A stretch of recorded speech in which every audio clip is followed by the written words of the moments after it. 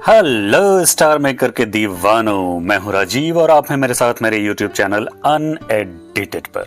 दोस्तों, आज मैं आपको स्टार मेकर के 3 ऐसे कमाल की सेटिंग्स के बारे में बताने वाला हूं जिसके बारे में ज़्यादातर लोग जानते नहीं, और जो जानते हैं वो इसे ठीक से यूज़ करते नहीं।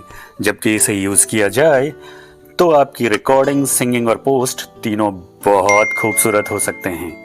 तो चलिए इन 3 सेटिंग्स के बारे में जानते हैं।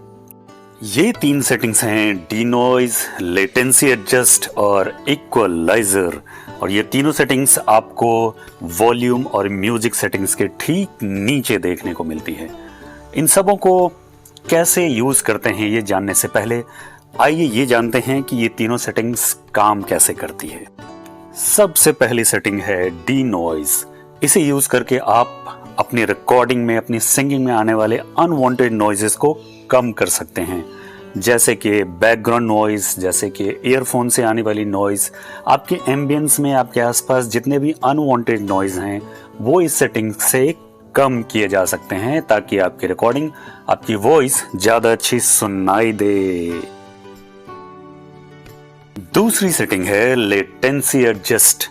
इस सेटिंग से आप म्यूजिक और वॉइस के सिंक को ठीक कर सकते हैं।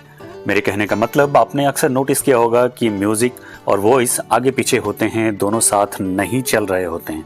इसकी कई सारी वजहें होती हैं, पर इस सेटिंग्स के जरिए आप इस प्रॉब्लम को सॉल्व कर सकते हैं। इसमें आपको 2 तरह की सेटिंग्स मिलती है, ऑटो एडजस्ट और दूसरी मैनुअल। ये कैसे करते हैं इसे हम आगे देखेंगे, आगे समझेंगे। और तीसरी सेटिंग है इक्वलाइजर। इस सेटिंग के जरिए आप स्टार मेकर पर दिए गए डिफरेंट इफेक्ट्स को कस्टमाइज कर सकते हैं। उनके ट्रेबल्स को, बास को, हाइज को, मिड्स को, सबको अपनी वॉइस, अपनी पसंद के हिसाब से कस्टमाइज कर सकते हैं। पर इस इक्वलाइजर सेटिंग को तभी छेड़िएगा जब आप इसके डिफरेंट एस्पेक्ट को अच्छी तरह समझते हों, वरना इसे नन पे ही रहने दीजिएगा।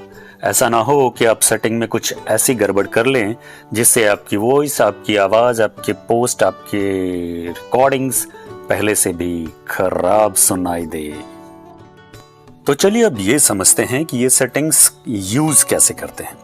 इसके लिए सबसे पहले आप अपने ड्राफ्ट में रखे किसी भी पोस्ट को ओपन कर लीजिए। तो नीचे की तरफ स्क्रॉल करने पर वॉल्यूम और वॉइस सेटिंग्स के ठीक नीचे आपको ये तीनों सेटिंग्स मिल जाएंगी, डिनॉइज, लेटेंसी एडजस्ट और इक्वलाइजर। सबसे पहली सेटिंग आती है डिनॉइज। जैसा मैंने आपको बताया था कि इसको यूज करके आप बैकग्राउंड नॉइज को सप्रेस कर सकते हैं। जब आप इस डिनॉइज वाली सेटिंग को ओपन करेंगे तो आपको अलग अलग 5 डिफरेंट पॉइंट्स दिखेंगी और एक बड़े साइज का व्हाइट गोला दिखेगा। इस गोले को आगे की तरफ आप जब स्लाइड करेंगे तो फर्स्ट पॉइंट पे ये नॉइज को थोड़ा सप्रेस करता है, सेकेंड पॉइंट पे ये थोड़ा ज़्यादा सप्रेस करता है, उसके आगे ये सप्रेशन बढ़ती जाती है। पर मेरी सलाह है कि आप 2 से आगे ना ले जाएं, क्योंकि ऐसी हालत में आपकी वॉइस बहुत फ्लैट हो जाती है और वॉइस के टेक्सचर को भी ये सप्रेस कर देता है। तो 2 तक ले जाएं और वहीं पे एडजस्ट करने की कोशिश करें। ज़्यादातर केसेस में आपको 2 से ज़्यादा एडजस्ट करने की ज़रूरत ही नहीं पड़ती है, पर अगर उससे भी ज़्यादा बैकग्राउंड नॉइज को सप्रेस करने की ज़रूरत लग रही हो तो फिर आप नई रिकॉर्डिंग कर लें। इसका मतलब उसमें बैकग्राउंड नॉइज बहुत ज़्यादा है और वो सप्रेस नहीं किया जा सकता। दूसरी सेटिंग है लेटेंसी। जैसा मैंने आपको बताया था, लेटेंसी में आप वॉइस और म्यूजिक के सिंक को ठीक कर सकते हैं। इसमें आप देखेंगे प्लस और माइनस के 2 डिफरेंट पॉइंट्स हैं। इनको आप मैनुअली प्लस की तरफ या माइनस की तरफ 1 बाय 1 आगे पीछे करते हुए इस सिंक को ठीक कर सकते हैं, म्यूजिक और वॉइस को बराबर कर सकते हैं अगर ये आगे पीछे हो रही है। इसमें एक आपको ऑटो एडजस्ट का भी फीचर दिखता है। इस ऑटो एडजस्ट के फीचर को भी यूज करके आप इस सिंक को एडजस्ट करते हैं। जब आप इसको ऑन करते हैं तो ये सारे इंस्ट्रक्शंस 1 बाय 1 आपको देता रहता है। बस ऑटो एडजस्ट में एक बात का ध्यान रखना है कि आपके आसपास के एनवायरनमेंट में कहीं कोई नॉइज ना हो, क्योंकि अगर कहीं कोई नॉइज होगी तो आपका ये ऑटो एडजस्टमेंट वाला फीचर ठीक से काम नहीं करेगा। अब जैसे ये ऑटो एडजस्ट हो रहा है बट मेरे बैकग्राउंड में नॉइज है, तो ये पूरी संभावना है कि फेल हो जाएगा। आप जैसा देख सकते हैं ये फेल हो गया है।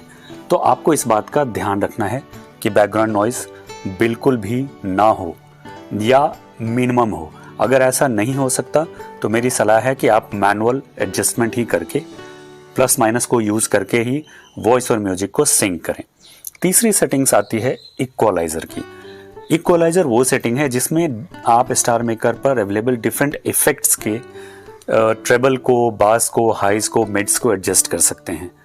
इसमें आप हर इफ़ेक्ट के लिए अलग अलग ये सारी सेटिंग्स कर सकते हैं, प्लस माइनस में ऊपर नीचे करते हुए।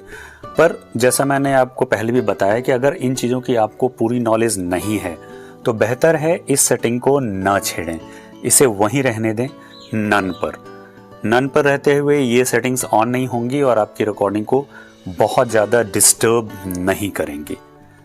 मैं अपनी बात करूं तो मैं इसे नन पे ही रखता हूं, क्योंकि मुझे भी इन सेटिंग्स की बहुत ज़्यादा नॉलेज नहीं है और मैंने जितनी बार भी एक्सपेरिमेंट किया है मैक्सिमम टाइम पे वो फेल हो गया। तो बेहतर है इसे नन पे ही रहने दें। इक्वलाइज़र को आप न भी छेड़ें तब भी कोई बहुत ज़्यादा फ़र्क पड़ता नहीं है आपकी रिकॉर्डिंग की क्वालिटी पे, क्योंकि हमारे पास पहले से दिए हुए बड़े सारे इफ़ेक्ट्स हैं स्टार मेकर पे अवेलेबल। हम अपनी वॉइस के हिसाब से उनको यूज़ कर सकते हैं और जो इफ़ेक्ट हमें सबसे ज़्यादा सूट करता है हम उसके साथ ही गा सकते हैं। हाँ, आप चाहें तो पार्टी रूम के लिए अलग इफ़ेक्ट और पोस्ट करने के लिए अलग इफ़ेक्ट का यूज़ कर सकते हैं। ये पूरी तरह इस बात पर डिपेंड करता है कि आपकी वॉइस क्वालिटी क्या है और आपकी वॉइस क्वालिटी को कौन सा इफ़ेक्ट ज़्यादा सूट करता है। तो दोस्तों, इस वीडियो में इतना ही। उम्मीद है मेरी दी हुई जानकारी से आपके स्टार मेकर का एक्सपीरियंस और इम्प्रूव होगा। अगर आपको इन सेटिंग्स को लेकर कुछ और पूछना है तो आप कमेंट बॉक्स में लिखकर मुझे पूछ सकते हैं, मैं उन्हें आंसर करने की पूरी कोशिश करूंगा। मैं जल्द ही आपको मिलता हूं एक और ऐसे ही इन्फॉर्मेटिव वीडियो के साथ। तब तक के लिए टेक केयर, बाय बाय। और हाँ, जाने से पहले लाइक, कमेंट, शेयर और सब्सक्राइब करना मत भूलिएगा दोस्तों।